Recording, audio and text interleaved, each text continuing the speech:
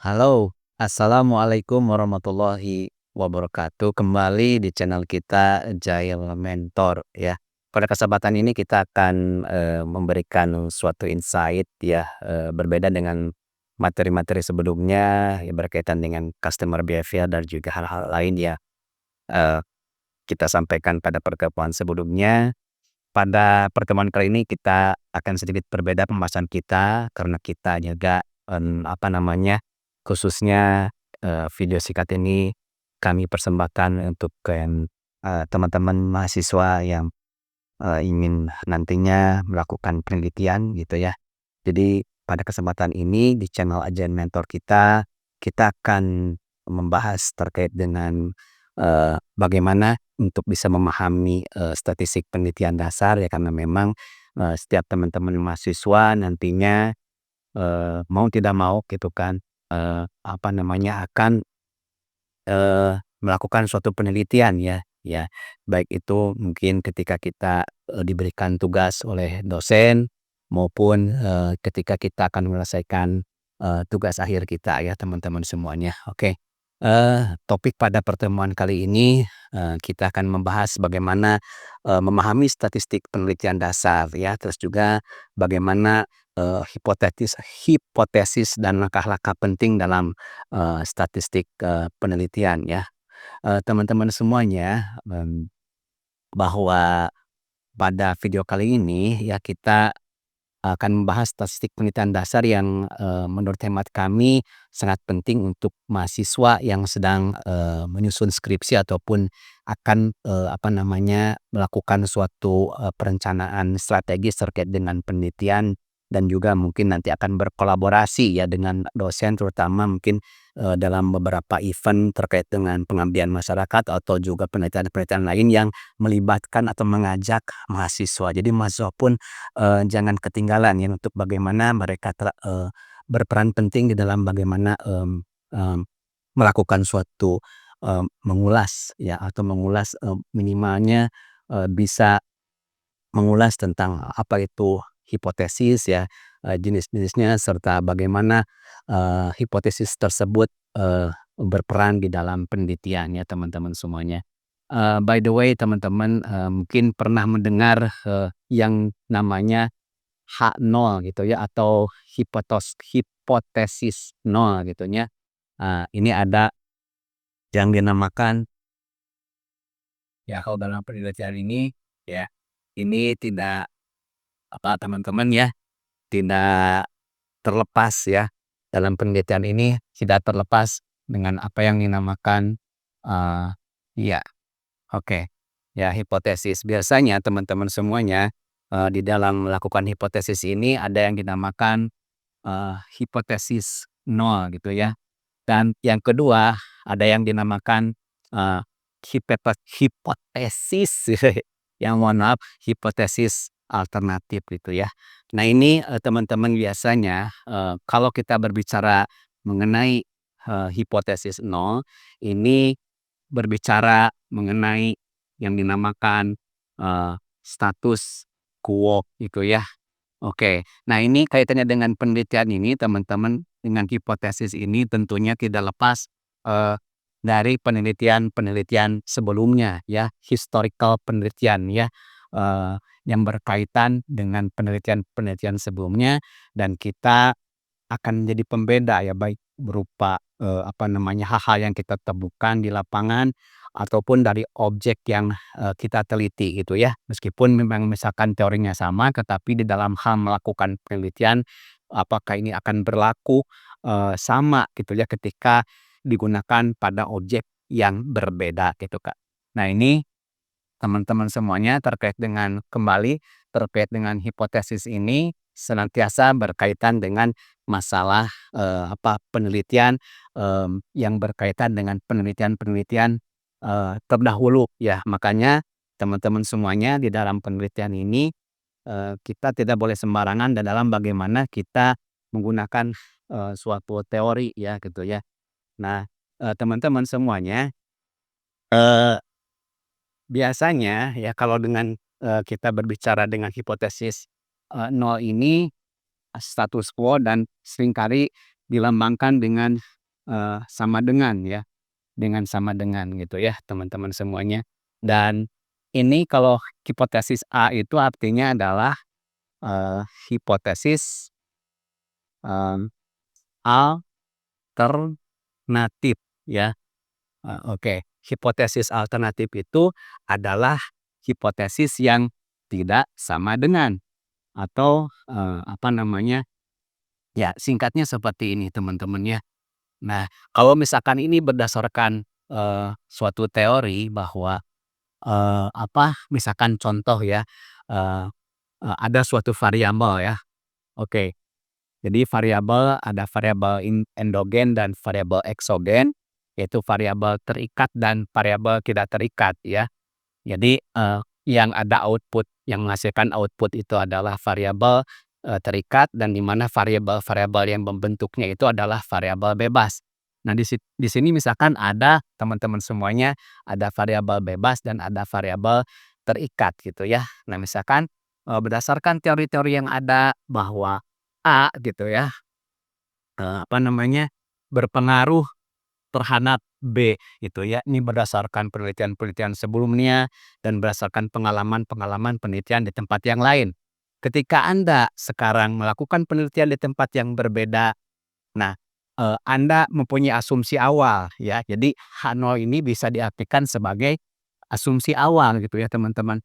Jadi berdasarkan penelitian-penelitian sebelumnya bahwa betul-betul A ini berpengaruh secara signifikan, eee dengan B gitu ya teman-teman semuanya. Nah, bagaimana ketika kita membuktikannya di lapangan? Nah ini adalah, eee, yang dinamakan dengan, teman-teman, hipotesis alternatif gitu ya. Jadi hipotesis alternatif ini adalah hipotesis yang senantiasa, ini kalau diibaratkan kakak beradik atau saudara-saudaraan ini senantiasa bertolak belakang gitu ya. Kalau ini harus sama dengan atau status quo, kalau hipotesis alternatif ini teman-teman semuanya ya, kalau hipotesis alternatif ini artinya bahwa, eee, tidak terbukti gitu ya. Kalau di sini misalkan teman-teman, kalau biasanya dalam penelitian yang terdahulu adalah A, B itu seperti ini, berdasarkan teori dan penelitian di objek penelitian lain seperti ini, ternyata setelah dibuktikan bahwa, dalam penelitian ini ternyata, eee, A, tidak sama dengan B gitu ya, teman-teman, seperti itu. Jadi, cukup jelas ya sedikit penjelasan ini. Jadi, teman-teman semuanya bahwa kita simpulkan sedikit tentang, hipotesis ini ya. Jadi H0 itu adalah teman-teman adalah status quo, yaitu status, diam, ya jadi tidak berbeda ya. Jadi artinya, eee, sama gitu ya, sama dengan gitu ya. Sementara, HA atau hipotesis hipotesis alternatif adalah, bahwa setelah dilakukan penelitian ternyata, berbeda gitu ya. Nah ini, berdasarkan hal ini kita awal-awal dalam hal bagaimana kita bisa membahas terkait dengan statistik ini, bahwa kita harus, paham betul apa itu hipotesis nol dan apa itu, hipotesis alternatif. Karena ini juga nanti akan kita pakai di dalam analisis kita di dalam, SPSS ya teman-teman semuanya ya. Nah jadi, ini kembali bahwa kalau H0 ini statusnya yang dikerjain atau sebagai objek ya. Jadi, karakter dari H0 ini adalah kembali lagi bersifat, status quo, bersifat kebiasaan, bersifat dugaan sementara gitu ya teman-teman semuanya ya. Sampai sini jelas ya. Jadi, kalau misalkan contoh H0 ini, variabel A tidak berpengaruh secara positif terhadap variabel B. Nah, ini secara kebiasaannya seperti itu gitu ya, tetapi setelah diteliti ternyata, ada perbedaan gitu ya. Nah ini,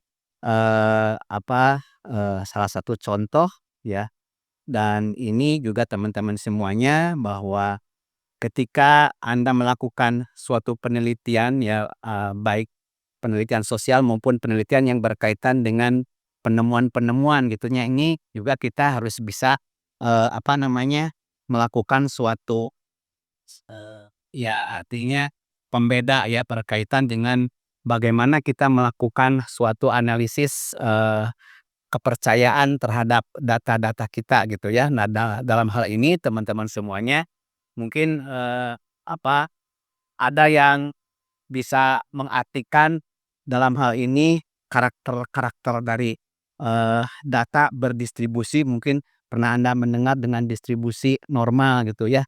Oke, distribusi normal ini akan, ada interval kepercayaan gitu ya. Di sini ada mungkin, digambarkan ya ada ini ya.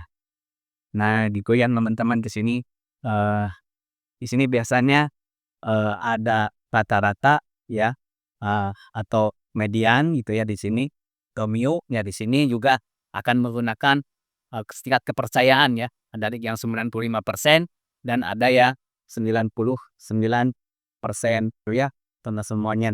Dan, ini, berarti sisanya ini 0,05%, ini 0,05, eee, 0,05. Jadi, apa, teman-teman semuanya di sini bahwa, eee, 5% ya di sini, dibagi, 2 ya, jadi 5% dibagi, 2 berarti sekitar berapa Pak Andin? 0,25 gitu.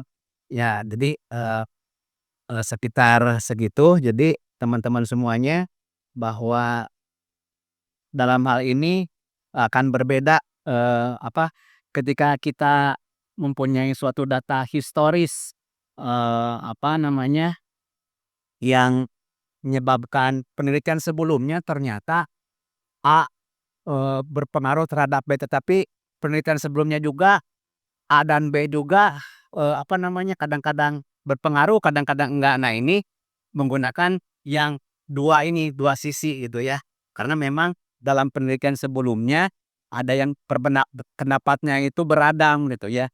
Nah, kalau misalkan di teorinya ternyata ketika diteliti apa, di beberapa tempat ternyata menunjukkan keseragaman yang sama, maka teman-teman di sini, area ini tuh ada, ya ada ini kan satu, to tell ya, ya to tell.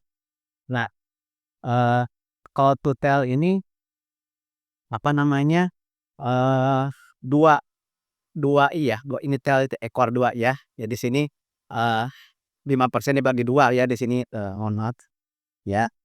Jadi di sini area luasnya dan, di sini ada mungkin, P. Kalau P itu adalah kalau di sini, T-tabel. Nah, ada T-tabel nanti kita akan belajar, tapi pada prinsipnya kalau ini menggunakan, perbedaan datanya ada two tell dan one tell. Kalau two tell itu tadi ketika penelitian sebelumnya itu beragam gitu ya, ada berpendapat A berpengaruh terhadap B, tapi juga ada sebaliknya gitu kan. Nah, kalau misalkan penelitiannya tidak, apa namanya, beragam, jadi itu menggunakan, one tell buku ya, eee, one one tell gitu ya.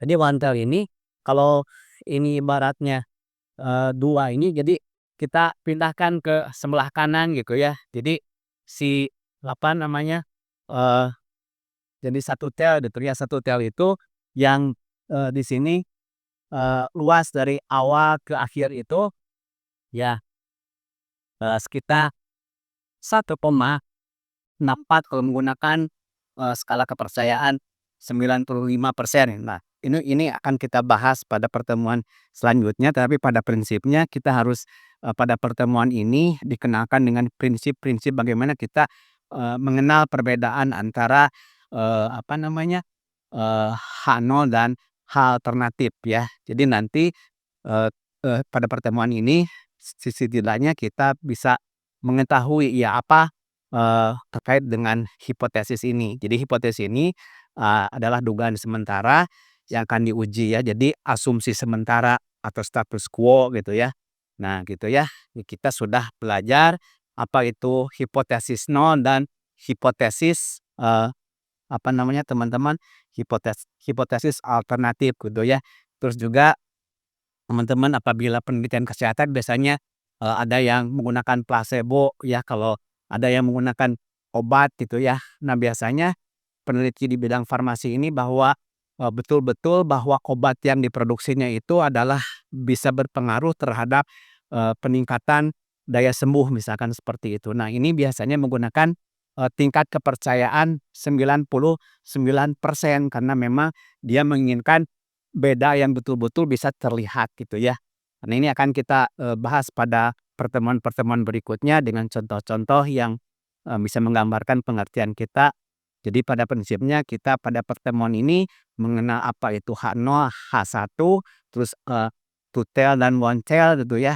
Kalau to tell dan won't tell itu teman-teman ya, apa namanya, eee, ya kalau di sini itu di sini ya 1,64 gitu ya. Jadi 5% itu numpuk di sini gitu ya, total 5%-nya itu. Kalau yang total itu kan, 5% di sini, 5%, di sini ya. Jadi, kalau misalkan kita yakin bahwa penelitian ini, pada historical penelitian sebelumnya tidak ada pendapat yang berbeda, eee, jadi ini menggunakan one tail. Apabila pendapatnya beragam, maka menggunakan two tail gitu, karena memang ada 2 pendapat di sana. Kalau misalkan ada satu pendapat terkait dengan penelitian, maka yang asalnya nanti dibagi 2 yang one tail itu, apa namanya, dari 5% dibagi 2 di sini ya, 5% per per 2, di sini juga 5% per 2, karena one tail jadi, dari awal di sini sampai, apa, satu tailnya ini di sini sekitar 1,64 dan di sini, sisanya sebesar, 5% gitu ya teman-teman. Demikian pada pertemuan yang singkat ini, mudah-mudahan kurang puas, kita akan, gali kembali pada pertemuan berikutnya. Terima kasih, wabillahi taufiq wal hidayah. Assalamualaikum warahmatullahi wabarakatuh.